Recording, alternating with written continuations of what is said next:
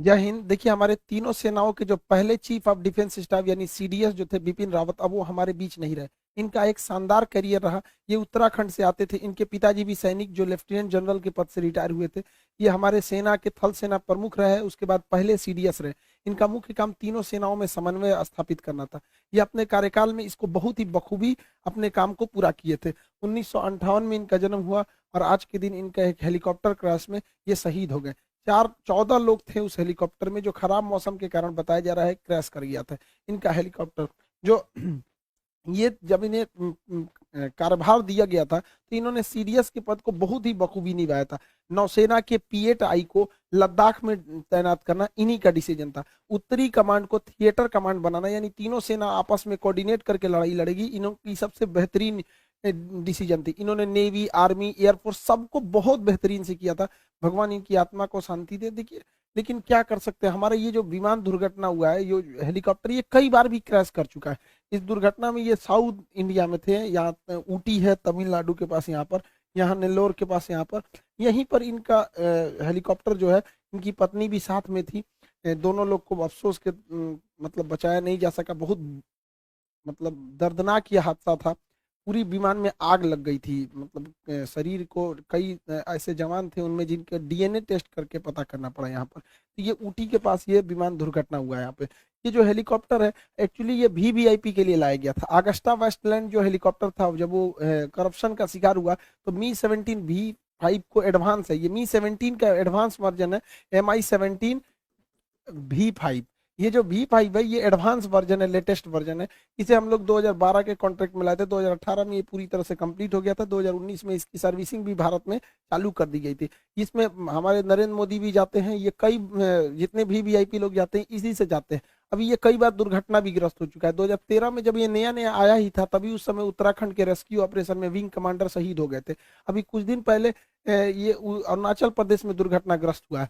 2019 में हमारे ही अपने सैनिकों द्वारा इसके ऊपर स्पाइडर मिसाइल चला दिया गया था, तो इसमें भी ये भी उस समय क्रैश हो गया था। हालांकि दुनिया में 60 देश इसका इस्तेमाल करते हैं, बहुत विश्वसनीय है। इसमें कई सारी लेटेस्ट टेक्नोलॉजी का भी यूज किया गया। इसके आर्मर को बुलेट प्रूफ बनाया गया, ताकि गोली, अगर ये लो हाइट पर चलेगा तो गोली वगैरह वगैरह को ये रोक सके। इसमें एडवांस रडार सिस्टम लगाया गया, जो किसी भी तरह के आगे की जानकारी देता है। एक्चुअली ये ट्रांसपोर्ट के साथ साथ ये एक अटैक हेलीकॉप्टर के तौर पे भी काम करता है। इसके अंदर का अगर देखेंगे तो इसे सैनिकों को ले जाने के लिए दिया गया है। इसमें 36 सैनिक हथियार के साथ तैनात हो सकते हैं। ये 13,000 किलोग्राम के चीजों को उठा के एक जगह से दूसरे जगह में ले जाने में सक्षम है। ये इसको मेनली मतलब ट्रांसपोर्ट के तौर पे इस्तेमाल किया गया था। ये बहुत विश्वसनीय दुनिया में रहा है। हालांकि कई टेक्नोलॉजी का 100% हम भरोसा नहीं कर सकते। ये 250 किलोमीटर प्रति घंटा की रफ्तार से चल सकता है और इसकी सर्विस सीलिंग बहुत अच्छी है। 6 किलोमीटर ऊंचाई यानी 6,000 मीटर ऊंचाई पर ये उड़ सकता है पहाड़ी क्षेत्र में। वहां ये डिप्लॉयमेंट के लिए बहुत ही बेहतरीन साबित होगा। इसमें दो दो इंजन लगाए गए हैं। ट्विन इंजन पे ये काम करता है। नाइट विजन है इसमें, ऑनबोर्ड है ये, इसमें हर चीज की नई एडवांस टेक्नोलॉजी लगाई गई है। फिर भी ये आए दिन दुर्घटनाग्रस्त होता है। हेलीकॉप्टर में कई ऐसे मतलब देशों में भी ऐसी घटनाएं इसकी रिकॉर्ड की गई है। इसमें on board navigation system, radar, advance radar system को लगाया गया है। ऑन बोर्ड वेदर रडार को लगाया गया है कि मौसम कैसा है उसके हिसाब पे भी जानकारी दी जाए। हालांकि प्रथम तो यही कहा जा रहा है कि ये जो विमान दुर्घटना हुआ है इसके पीछे मौसम खराब को जिम्मेदार बताया जा रहा है। हालांकि वायुसेना ने इसके लिए जांच के आदेश दिए हैं। आगे क्या होता है ये आगे समझेंगे। इसमें सेफ्टी का भी ध्यान रखा गया है। इसमें दुश्मन की आ रही मिसाइलों को भटकाने के लिए फ्लेयर की क्षमता है। ये फ्लेयर में बहुत हाई टेम्परेचर होता है, जिससे कि हीट सीकिंग मिसाइलें दूसरी ओर डिस्ट्रैक्ट हो जाती हैं। इसमें एडवांस एविएशन सिस्टम को दिया गया है। इसके कॉकपिट्स को नया डिजाइन किया गया था, कस्टमाइज करके अलग अलग हिसाबों से। इसमें इसे हम लोग यूटिलिटी के साथ साथ अटैक के रूप में भी इस्तेमाल कर सकते हैं। इसमें अलग अलग जगहों पे हार्ड पॉइंट को हम लोग जोड़ के, कारगिल की लड़ाई में इसका पुराना वर्जन Mi-17 भी बहुत कारगर साबित हुआ था, कारगिल के टाइगर हिल के ऊपर बम्बार्डमेंट करने, और जो भी बहुत हाइट पर थी। इसमें ट्विन इंजन लगाया गया है। ये यूटिलिटी के साथ, हार्ड पॉइंट के साथ साथ हमला भी बहुत तेजी से कर सकता है। इसमें कई सारे मिसाइलों को लगाया जा सकता है, अलग अलग तरह के। इसमें मशीन गन है, सब मशीन गन है, ऑटोमेटिक गन है, रडार, रॉकेट्स है, मिसाइल फायर करने की क्षमता है। उसमें मशीन गन की भी लगाया गया है, ताकि ये ग्राउंड अटैक को भी बहुत अच्छे से परफॉर्म कर सके। यह 60 देशों द्वारा विश्वसनीय हेलीकॉप्टर रहा है। हालांकि रूस की सेना में भी इसे बहुत बड़े पैमाने पर इस्तेमाल किया जा रहा है। हर देशों में इसका कमोबेश एक्सीडेंट का रिकॉर्ड रहा है। हम टेक्नोलॉजी पर 100% भरोसा नहीं कर सकते। एक्चुअली जब भी आप कोई विदेश से हथियार को लाते हैं तो उसमें परमानेंट आप मेंटेनेंस उतना अच्छा नहीं कर पाते जितना आपके पास खुद का रहता है। क्योंकि विदेश अगर कोई ऐसे कल पुर्जे खराब हो गए जो विदेश से लाने हैं, तो आप उसको थोड़ा सा टॉलरेट करके भी चलते हैं कि चलो भैया अभी पूरी तरह से खराब नहीं हुआ है। लेकिन वही अगर हम अपना हेलीकॉप्टर देखेंगे, ध्रुव जो इसे हम बना रहे हैं, तो अभी हमको स्वदेशी बनाना पड़ेगा। लेकिन क्या करें, भारतीय सेना में स्वदेशीकरण, मेक इन इंडिया को सबसे ज्यादा अगर किसी ने बढ़ावा दिया था सेना में, तो बिपिन रावत जी ने ही दिया था। अब कई सारे ऐसे हथियार, ऐसे सारे ऐसे इंस्ट्रूमेंट थे जिसपे आयात पर बैन लगा दिया गया था। पहली बार भारत जो है इजराइल के बराबर हथियार एक्सपोर्ट करने में जा रहा है। तो ये भारत के लिए एक अच्छी खबर थी। खैर, बिपिन रावत जी जो थे, जब तक उन्होंने भारत रहे, भारत माता की सेवा ही किए रहे।